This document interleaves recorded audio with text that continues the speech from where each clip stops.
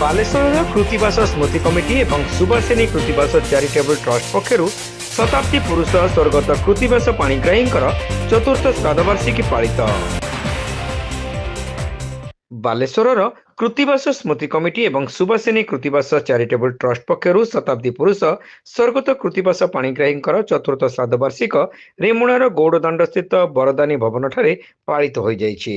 ଟ୍ରଷ୍ଟର ଅଧ୍ୟକ୍ଷ ତଥା ସ୍ୱର୍ଗତ ପାଣିଗ୍ରାହୀଙ୍କର ସୁପୁତ୍ର ଆଇନଜୀବୀ ବିଜୟ ପାଣିଗ୍ରାହୀଙ୍କର ପୌରୋହିତ୍ୟରେ ଆୟୋଜିତ କାର୍ଯ୍ୟକ୍ରମରେ ପୂର୍ବତନ ବିଧାୟକ ପ୍ରଦୀପ୍ତ ପଣ୍ଡା, ସୁଦର୍ଶନ ଜେନା, କବି କାଳୀପଦ ପଣ୍ଡା, କବି ଡକ୍ଟର ରାଧାରଞ୍ଜନ ପଟ୍ଟନାୟକ, ଡକ୍ଟର ଶ୍ୟାମସୁନ୍ଦର ପଣ୍ଡା, ଦୈନିକ ଖବରକାଗଜ ଧ୍ୱନି ପ୍ରତିଦିନର ମୁଖ୍ୟ ସମ୍ପାଦକ ସୃଷ୍ଟିଧର ପରିଡ଼ା, ସମାଜସେବୀ ଶ୍ରଦ୍ଧାଞ୍ଜଳି ରାୟ, ଡକ୍ଟର ପ୍ରଦୀପ ମିଶ୍ର, ବିଧାନଚନ୍ଦ୍ର ରାୟ ପ୍ରମୁଖ ଅତିଥି ଭାବେ ଯୋଗ ଦେଇଥିଲେ। ଅତିଥିମାନେ ସ୍ୱର୍ଗତ ପାଣିଗ୍ରାହୀଙ୍କର ଜୀବନାଦର୍ଶ ଆଲୋଚନା କରିବା ସହ ତାଙ୍କ ଆଦର୍ଶରେ ଅନୁପ୍ରାଣିତ ହୋଇ ସହାୟତା ଅପେକ୍ଷାରତ ସମାଜର ତୃଣମୂଳ ସ୍ତରରେ ଥିବା ବ୍ୟକ୍ତିଙ୍କର ଉତ୍ଥାନ ପାଇଁ ନୂତନ ଭାବେ ଗଢ଼ାଯାଇଥିବା ଟ୍ରଷ୍ଟର ସଫଳତା କାମନା କରିଥିଲେ। ଏହି ଅବସରରେ ସ୍ୱର୍ଗତ ପାଣିଗ୍ରାହୀଙ୍କ ଜୀବନୀ ଆଧାରିତ ଦ୍ୱିତୀୟ ପୁସ୍ତକକୁ ଅତିଥିମାନେ ଉନ୍ମୋଚନ କରିଥିଲେ। ଏହା ସହିତ ବର୍ଷିୟାନ ରତ୍ନାକର ପଣ୍ଡାଙ୍କୁ ଟ୍ରଷ୍ଟ ପକ୍ଷରୁ ସମ୍ବର୍ଦ୍ଧିତ କରାଯାଇଥିଲା। ସେହିପରି ସମାଜସେବୀ ବିଧାନ ରାୟ, ସାମ୍ବାଦିକ ଗୋବିନ୍ଦ ପାଢ଼ୀ ଏବଂ ବାରିପଦାର ପୂର୍ବୀ ଭାରତ ନ୍ୟୁଜ୍ର ମୁଖ୍ୟ ପ୍ରତିମା ବାରିକଙ୍କୁ ସମ୍ମାନିତ କରାଯାଇଥିଲା। ପରେ ଆଇନଜୀବୀ ବିଜୟ ପାଣିଗ୍ରାହୀ ଟ୍ରଷ୍ଟ ଗଠନର ଆଭିମୁଖ୍ୟ ସମ୍ପର୍କରେ ଆଲୋକପାତ କରିଥିଲେ।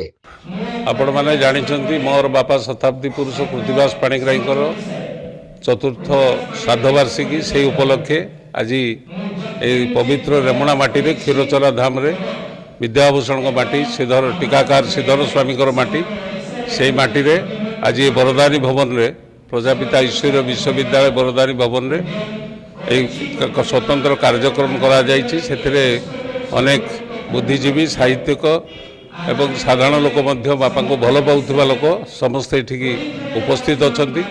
ସେଥିରେ ଆଜି ବାପାଙ୍କ ପାଇଁ ଗୋଟେ ସ୍ୱତନ୍ତ୍ର କାର୍ଯ୍ୟକ୍ରମ ଜରିଆରେ ଏକ ଦ୍ୱିତୀୟ ପ୍ରସ୍ଥ ଶତାବ୍ଦୀ ପୁରୁଷ ତାକୁ ମଧ୍ୟ ଆଜି ଆମେ ଉନ୍ମୋଚନ କଲୁ। ଏବଂ ଆପଣ ଜାଣିଛନ୍ତି ଅତୀତରେ ମଧ୍ୟ ମୁଁ କହିଥିଲି ସୁବାସିନୀ କୃତିବାସ ଚାରିଟେବଲ ଟ୍ରଷ୍ଟ ଯେଉଁଟା ଆପଣଙ୍କର କିଛି ଦିନ ପୂର୍ବରୁ ଆମେ ଆରମ୍ଭ କରିଥିଲୁ ବାଲେଶ୍ୱର ଦିବ୍ୟାଙ୍ଗ ସ୍କୁଲରୁ, ସେଠାରେ ବି ମଧ୍ୟ ଆଜି ତାର କାର୍ଯ୍ୟକ୍ରମ ରହିଛି ଏବଂ ସେହି ଆନୁକୂଲ୍ୟରେ ଆଜି ଏହି କାର୍ଯ୍ୟକ୍ରମ ରହିଛି। ଏବଂ ତେଣୁ ଆଶା କରିବି ଆଗାମୀ ଦିନରେ ଆମେ ଏହି ଚାରିଟେବଲ ଟ୍ରଷ୍ଟ ଜରିଆରେ ଆମେ ଅନେକ କାର୍ଯ୍ୟକ୍ରମ କରିବୁ ଏବଂ ଆପଣମାନଙ୍କର ସାହାଯ୍ୟ ସହାନୁଭୂତି ଆବଶ୍ୟକ ଅଛି।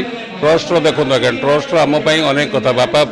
ବାପାଙ୍କର ବହୁବିଧ ତାଙ୍କର କାର୍ଯ୍ୟ ଥିଲା, ତେବେ ଆମେ ବିଶେଷ ଗୁରୁତ୍ୱ ଦେବୁ ଶିକ୍ଷା, ସ୍ୱାସ୍ଥ୍ୟ ଏବଂ ଗମନାଗମନ। ଯେଉଁ ମିଛରେ ଯେଉଁ ବିକାଶ କଥା ଚାଲିଛି ଏ ବିକାଶରେ ଆମେ ରହୁ, ଆମେ ବାସ୍ତବତାରେ ରହିବୁ। ସାଧାରଣ ଲୋକଟି ଗ୍ରାମାଞ୍ଚଳର ସାଧାରଣ ଲୋକ ପାଖରେ କେହି ପହଞ୍ଚୁନି, ବିକାଶ ତ ଦୂରର କଥା, ତା ପାଖରେ କିଛି ସୁବିଧା ସୁଯୋଗ ପହଞ୍ଚୁନି। ଆମେ ସେଇଗୁଡ଼ାକୁ ସବୁ ଉନ୍ମୋଚନ କରିବୁ ଏବଂ ତାକୁ ଲୋକଙ୍କ ପାଖକୁ ଆଣିବୁ ଏବଂ ତାଙ୍କ ପାଇଁ ଆମେ ଯତ୍ନବାନ ହେଇକି କି ସାହାଯ୍ୟ କରିପାରିବୁ ଆମେ ସବୁ ପ୍ରକାର ବ୍ୟବସ୍ଥା କରିବୁ। ଗଠନର ଆଭିମୁଖ୍ୟ ଏଇଥିପାଇଁ ଯେ ବାପା ତାଙ୍କର ସମୁଦାୟ ପାଖାପାଖି 100 ବର୍ଷ ଭିତରୁ 80 ବର୍ଷ ଖଣ୍ଡେ ସେ ହେଉଛି ଶିକ୍ଷା କ୍ଷେତ୍ରରେ ଦେଇଛନ୍ତି ଏବଂ ଶିକ୍ଷା ହେଉଛି ଆପଣ ଜାଣିଛନ୍ତି ଶିକ୍ଷାନୁଷ୍ଠାନ ସବୁ ବତିଘର ଭଳି। ତେଣୁ ଶିକ୍ଷା ଯଦି ଠିକ୍ ଶିକ୍ଷା ନ ମିଳୁଥିବାରୁ ଆଜି ସମାଜ ମାନେ ନଷ୍ଟ ହୋଇଯାଉଛି ଏବଂ ଡିଟୋରିଏସନ୍ ହେଉଛି, ଅବକ୍ଷୟ ହେଉଛି। ତେଣୁ ସମାଜର ଶିକ୍ଷା ବିଶେଷ କରି ସ୍କୁଲ କଲେଜ ଗୁଡ଼ାର ଯେଉଁ ଶିକ୍ଷାଦାନ କରାଯାଉଛି ସେହି ଶିକ୍ଷାକୁ କେମିତି ଉନ୍ନତମାନର ଶିକ୍ଷାଦାନ କରାଯାଇପାରିବ ସେଇଟା ମଧ୍ୟ ଆମର ପ୍ରଥମ ପ୍ରାଧାନ୍ୟ ରହିଛି। ଏବଂ ବହୁତ ବଡ଼ କଥା ହେଉଛି ଆପଣ ଯଦି ସ୍ୱାସ୍ଥ୍ୟଟାକୁ ସ୍ୱାସ୍ଥ୍ୟ ହିଁ ସମ୍ପଦ, ତେଣୁ ସ୍ୱାସ୍ଥ୍ୟଟାକୁ ଯଦି ଯତ୍ନ ନ ନେବେ ଆପଣ କିଛି କାର୍ଯ୍ୟ କରିପାରିବେନି। ତେଣୁ ଶିକ୍ଷା, ସ୍ୱାସ୍ଥ୍ୟ ଏଇ ଦୁଇଟା ହେଉଛି ମୁଖ୍ୟ କଥା। ତେଣୁ ବଡ଼ କଥାଟା ହେଉଛି ଯେଉଁଟା କମ୍ୟୁନିକେସନ୍, ଗମନାଗମନର ବ୍ୟବସ୍ଥାଟାକୁ ଖାଲି ଲକ୍ଷ ଲକ୍ଷ ଟଙ୍କା ସରକାର ଖର୍ଚ୍ଚ କରୁଛନ୍ତି ସତ, କିନ୍ତୁ ଠିକ୍ ଭାବରେ ବିନିଯୋଗ ହୋଇପାରୁନି। ତାକୁ ମଧ୍ୟ ଆମେ ଇଣ୍ଟରଫିୟର କରିବୁ ଏବଂ ସେଇଟା ମଧ୍ୟ କାମ କରିବୁ। ଆଗାମୀ ଦିନ ବୃକ୍ଷରୋପଣ ହେବ, ଅନେକ କଥା ରହିଛି, ସମସ୍ତ ୱେଲଫେୟାର ୱାର୍କ ହେବ। ଆବଶ୍ୟକ ପଡ଼ିବ ମୋର ପ୍ଲାନ୍ ରହିଛି ଗୋଟେ ଚାରିଟେବଲ ହସ୍ପିଟାଲ ନାହିଁ ବାଲେଶ୍ୱରରେ, ସବୁ କର୍ପୋରେଟ୍ ହସ୍ପିଟାଲ ସେମାନେ ସବୁ ଡକାୟତି କରୁଛନ୍ତି। ଆମେ ଚାରିଟେବଲ ହସ୍ପିଟାଲ କରି ଲୋକଙ୍କୁ କିଭଳି ମାଗଣାରେ ସ୍ୱାସ୍ଥ୍ୟ ସେବା ଯୋଗାଇ ପାରିବା ସେଇଟା ଆମ ପାଇଁ ବହୁତ ବଡ଼ କଥା ହେବ। ବା ଆଇନ ସେବାରେ ଥିଲେ ଏବଂ ଆଇନ ସେବାକୁ ବି ମଧ୍ୟ ଆମେ ରଖିଛୁ। ଆଉ ଗୋଟେ କଥା, ଗ୍ରାମାଞ୍ଚଳରେ ସାଧାରଣ ଘଟଣାରେ ଆପଣମାନେ ଲୋକମାନେ ବର୍ଷ ବର୍ଷ ଧରି କୋର୍ଟ କଚେରୀରେ ଘାଣ୍ଟି ହେଉଛନ୍ତି। ତେଣୁ ତାଙ୍କୁ କେମିତି ଆମେ ସାଧାରଣରେ ତାଙ୍କୁ ଆଇନ ସେବା ଦେଇପାରିବା ସେ ବାବଦରେ ମଧ୍ୟ ଆମେ ଚିନ୍ତିତ ରହୁଛୁ। ପ୍ରାରମ୍ଭରେ ବରଦାନୀ ଭବନର ମୁଖ୍ୟ କବଚ କୁମାର କର ଶାନ୍ତି ବାର୍ତ୍ତା ପଠନ କରିଥିଲେ।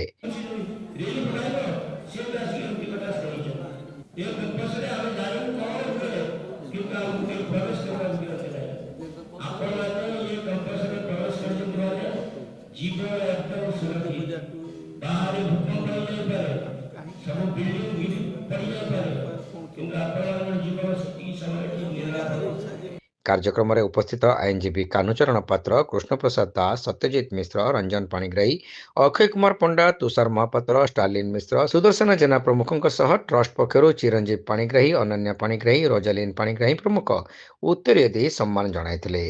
ସ୍ୱର୍ଗତ ପାଣିଗ୍ରାହୀଙ୍କ ଜ୍ୟେଷ୍ଠ କନ୍ୟା ନିରୁପମା ପାଣିଗ୍ରାହୀ, ପୁତ୍ରବଧୂ ଜୟପର୍ଣ୍ଣା ପାଣିଗ୍ରାହୀ, ପ୍ରପୌତ୍ରବଧୂ ସନ୍ଧ୍ୟାରାଣୀ ଶତପଥୀ ଏବଂ ସତ୍ୟନାରାୟଣ ରଣା ପ୍ରମୁଖ ସମସ୍ତ କାର୍ଯ୍ୟ ପରିଚାଳନା କରିବାରେ ସକ୍ରିୟ ସହଯୋଗ କରିଥିଲେ। ଅନ୍ୟମାନଙ୍କ ମଧ୍ୟରେ ଚକ୍ରଧର ଦାସ, କରୁଣାକର ଖଟୁଆ, କଲ୍ୟାଣୀ ନନ୍ଦ, ଜୟଶ୍ରୀ ମିଶ୍ର, ଶାକମ୍ବରୀ ସିଂ, ଗୋବିନ୍ଦ ଭୋଇ, ସତ୍ୟନାରାୟଣ ପାକଳ ପ୍ରମୁଖ ଉପସ୍ଥିତ ରହି ଏହି କାର୍ଯ୍ୟକ୍ରମରେ ସକ୍ରିୟ ସହଯୋଗ କରିଥିଲେ।